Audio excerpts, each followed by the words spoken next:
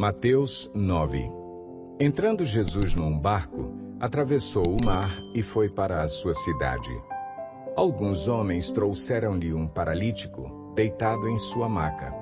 Vendo a fé que eles tinham, Jesus disse ao paralítico: Tenha bom ânimo, filho, os seus pecados estão perdoados. Diante disso, alguns mestres da lei disseram a si mesmos: Este homem está blasfemando. Conhecendo Jesus seus pensamentos, disse-lhes: Por que vocês pensam maldosamente em seu coração? Que é mais fácil dizer: Os seus pecados estão perdoados, ou levante-se e ande?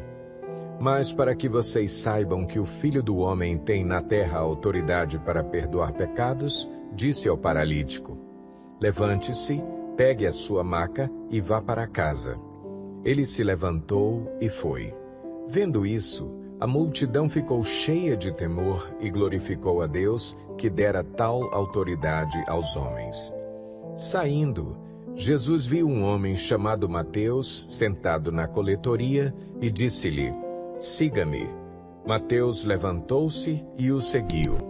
Estando Jesus em casa, foram comer com ele e seus discípulos muitos publicanos e pecadores.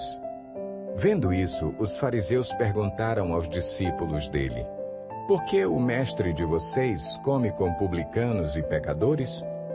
Ouvindo isso, Jesus disse: Não são os que têm saúde que precisam de médico, mas sim os doentes.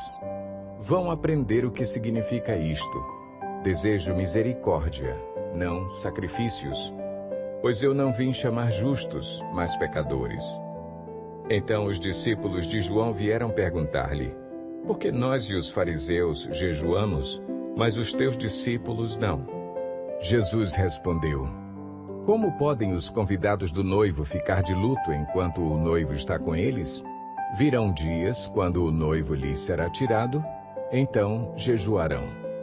Ninguém põe remendo de pano novo em roupa velha, pois o remendo forçará a roupa, tornando pior o rasgo.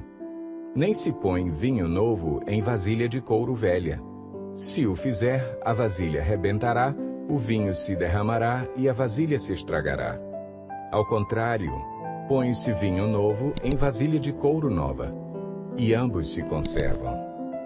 Falava ele ainda quando um dos dirigentes da sinagoga chegou, ajoelhou-se diante dele e disse: Minha filha acaba de morrer. Vem e impõe a tua mão sobre ela, e ela viverá. Jesus levantou-se e foi com ele, e também os seus discípulos. Nisso, uma mulher que havia 12 anos vinha sofrendo de hemorragia, chegou por trás dele e tocou na borda do seu manto, pois dizia a si mesma: Se eu tão somente tocar em seu manto, ficarei curada. Voltando-se, Jesus a viu e disse: Ânimo, filha, a sua fé a curou. E desde aquele instante a mulher ficou curada. Quando ele chegou à casa do dirigente da sinagoga e viu os flautistas e a multidão agitada, disse: Saiam, a menina não está morta, mas dorme. Todos começaram a rir dele. Depois que a multidão se afastou, ele entrou e tomou a menina pela mão, e ela se levantou. A notícia deste acontecimento espalhou-se por toda aquela região. Saindo Jesus dali, 2 cegos o seguiram, clamando: Filho de Davi, tem misericórdia de nós. Entrando ele em casa, os cegos se aproximaram e ele lhes perguntou: Vocês creem que eu sou capaz de fazer isso? Eles responderam: Sim, Senhor. E ele, tocando nos olhos deles, disse: Que lhes seja feito segundo a fé que vocês têm. E a visão deles foi restaurada. Então Jesus os advertiu severamente: Cuidem para que ninguém saiba disso. Eles, porém, saíram e espalharam a notícia por toda aquela região. Enquanto eles se retiravam, foi levado a Jesus um homem endemoninhado que não podia falar. Quando o demônio foi expulso, o mudo começou a falar. A multidão ficou admirada e disse: Nunca se viu nada parecido em Israel.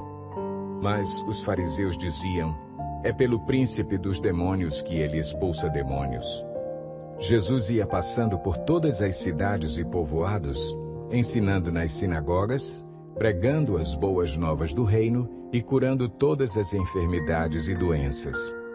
Ao ver as multidões, teve compaixão delas, porque estavam aflitas e desamparadas como ovelhas sem pastor. Então disse aos seus discípulos: A colheita é grande, mas os trabalhadores são poucos. Peçam, pois, ao Senhor da colheita que envie trabalhadores para a sua colheita.